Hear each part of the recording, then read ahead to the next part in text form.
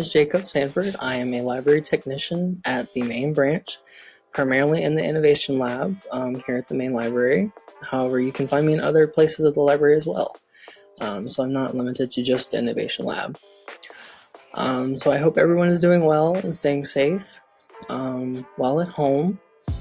And I hope you're taking advantage of our online resources that are available 24/7. And I'm just here to show you another resource that you can use while you're at home to kind of get your creative mind flowing. So it is a website called Tinkercad. You can go to tinkercad.com. This website is an online creative design software that is web-based that we utilize in our 3D printing classes and 3D orientations as well, to create all types of different projects such as keychains, dice cubes, anything like that. So I'll show you a few tips and tricks on Tinkercad to get today. So you'll want to go to tinkercad.com. If you have an account, that is great. If you don't, and this is your first time new to Tinkercad, you'll want to click the Join Now option. And once you do that, you'll want to click on Create a Personal Account and then sign up with email. And it'll ask you just your country, territory, region, where you're at, and then your birthday. Keep in mind that there is a minimum age of 13 that is needed to create an account. But besides that, just fill this out. Once you hit next, I'll have to enter a birthday. Once you hit next, it'll ask for an email and a password. And then once you hit the I agree and create your account, you're all set to go. So I'm going to flip to the other page that leads us back to the home screen. And what I'm going to do is I'm going to sign in. Alright, and then once you're signed in, it'll bring you to your this screen here, which is your dashboard. This is where all your projects are saved, no matter what you do. One great thing about Tinkercad is that since it is web-based, it kind of acts similar to Google Drive, where it saves automatically, which is a very nice feature. And I know if you're new to Tinkercad and you create your account, what it'll do first off is it'll take you through some tutorial videos on how to maneuver around Tinkercad. And that essentially is what this video is for, to give you some tricks and pointers for Tinkercad. So what you'll do is, if you're going to create a new design, just click Create New Design right here. It'll take you to your work plane. This is where you'll create whatever you want to create. And the first thing I like to change or to do once I'm in the work plane is to change the file name, because it'll give you just a random name at first. So you want to change that.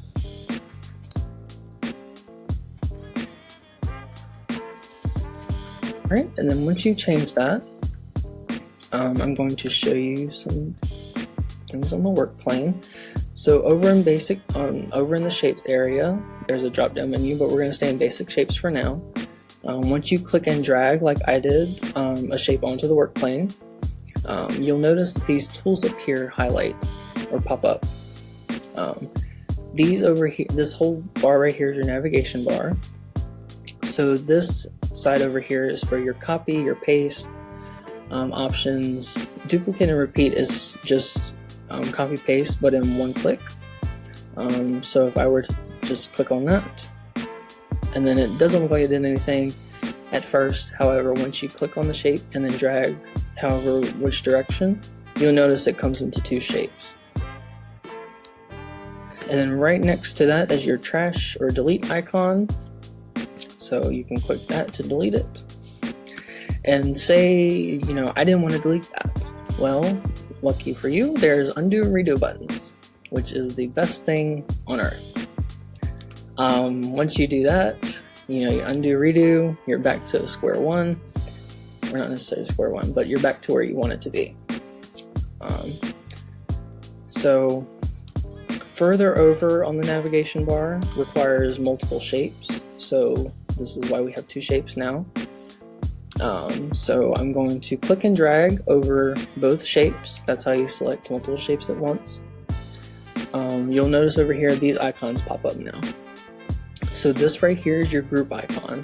This is for you to combine any shapes to make it into one final product or one shape at the end. And that's essentially what you want to do for each project.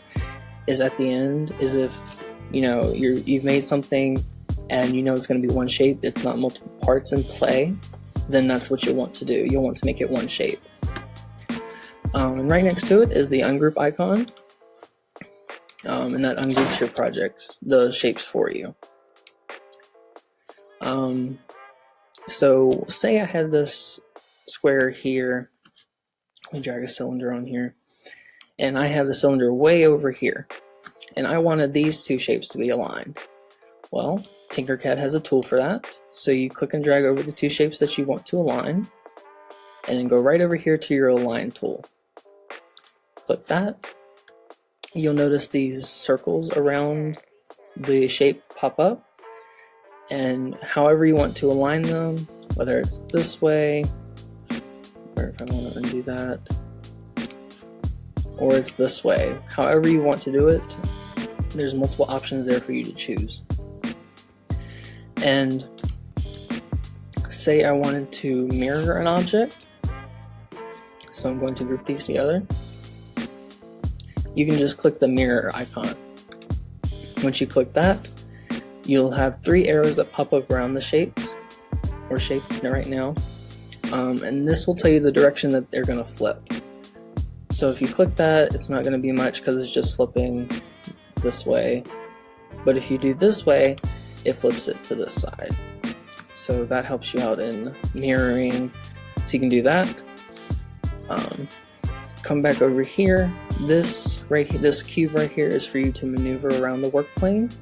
So if you just click and then move around, you can move around at all angles of the work plane. If you want to go back to the home view position, all you have to do is right below that, hit the home view option, and that takes you right back to where you started. You also have this fit view to selected shapes, so it brings into view all your shapes in the work plane, whether they're off the work plane or on top. You also have your zoom in and zoom options as well, so you can zoom in, or however, if you want to get to the minute detail, you can. So to continue, you'll notice that when I click on a shape, it highlights it as well as gives us these options around the shape as well. Those each have a distinct function, and we're going to go over that now. So I want to go over the white and black squares around the shape, around this box. So those are the ones on the bottom of the shape are to adjust the length and width. The black squares are mainly for adjusting individual, so length or width, but the white squares are for adjusting both at the same time. And one way to keep it proportional, I found out, is that if you click on one of the white squares and then hold the shift key down on your keyboard, that'll keep it proportional for you, so that way it makes things easier for you. On top here is a white square. This is only for adjusting the height, so determining how tall it is. And then this black triangle right here above that white square, it's not for height, but it's for pulling up an object or bringing it down. So say I wanted to put this shape on top of this shape. That's what that black triangle is for. And then you can just bring it down, and then now it's on top of it. You'll also notice that on here you get 3 curved arrow options. And you'll notice that when I hover over it, it gives you this degree circle for degrees. This is what you'll use to rotate the object. So once you click on it, you can rotate it. So I want to rotate it like that. Let's say I want to not do that, but I want to rotate it this way. each one rotates it in a different plane or different axis. So you can rotate your object using those right there. Alright, so the next tool that you can use, so say for instance you wanted to have this shape, but you wanted to incorporate another shape but have it hollow inside. You can do that as well. So I'm just going to adjust it. And then over here under your basic shapes, and I'm just going to select a star. And then I'm just going to make it a bit smaller. And I'm going to place it directly inside the shape here. And then now to make it hollow, since it's still solid, you'll want to come over here to this menu right here and click the hole option. And then you'll notice it goes transparent. So that's a good indication.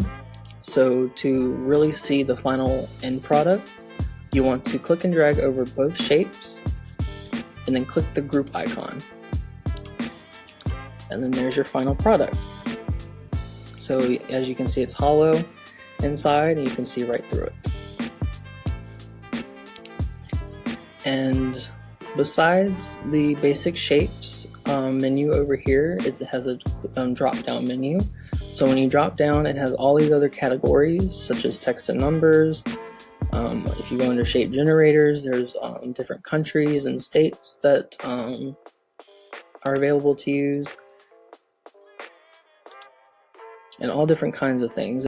But you can play around with all these different shapes and create a one-of-a-kind masterpiece that you want to print at home and utilize at home. But that is the work plane, how you can maneuver shapes on your work plane. And then finally, how to get back to your dashboard is you'll just go over here to this Tinkercad logo and just click on it.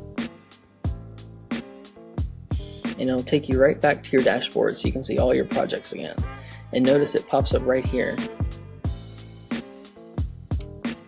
So that'll conclude the Tinkercad video tips and tricks. I hope you enjoy having fun with this. I know I do. I love teaching the classes for it. And I hope that once we reopen, I can see some of y'all in those classes and see what y'all can create. But I hope you stay well, stay safe, and I hope you continue utilizing our 24/7 online resources. Thanks, guys.